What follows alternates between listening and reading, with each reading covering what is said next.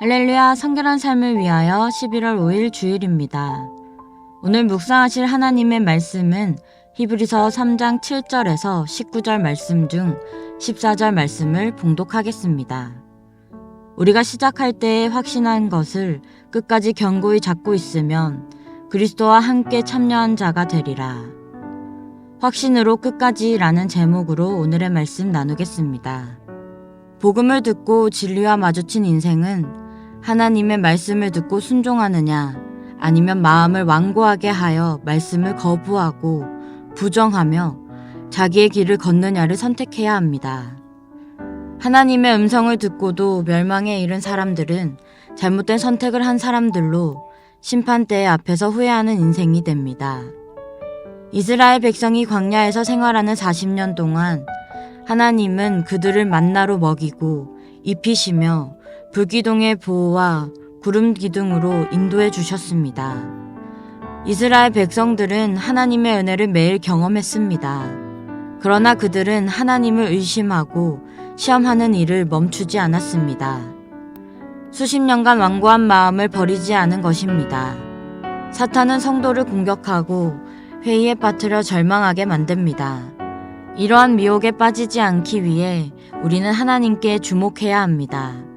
늘 하나님의 말씀을 읽고 묵상하며 섬세한 영적 감수성을 유지해야 합니다. 이것은 자신의 생활 속에서 역사하시는 하나님의 은혜를 깨닫기 위함입니다.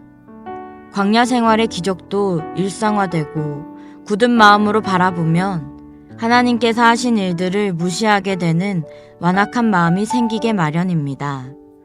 또한 하나님 말씀에 순종하지 않으면 본질적으로 하나님을 대적하는 불신앙으로까지 나아가게 됩니다.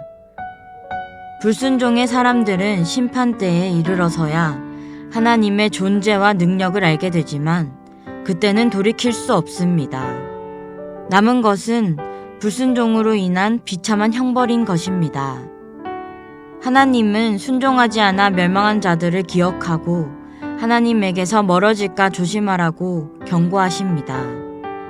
처음 하나님의 은혜를 입었을 때 성도는 하나님의 말씀을 순수하게 믿고 확신하며 기쁨으로 순종합니다.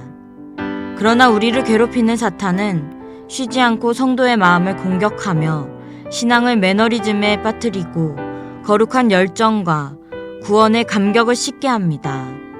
그러므로 처음 확신한 것을 끝까지 견고히 붙잡아야 합니다. 처음 주님을 만났을 때의 첫사랑과 구원의 감격을 붙잡고 말씀으로 무정해야 합니다. 하나님의 말씀을 믿고 의지하며 실천할 때 믿음이 강해지고 신앙이 성장합니다. 신앙의 길은 흔들리지 않는 확신을 가지고 끝까지 그 길을 걷는 것임을 기억해야 하겠습니다. 기도하겠습니다. 확신을 가지고 신앙의 길을 끝까지 걷게 하옵소서. 예수님의 이름으로 기도합니다.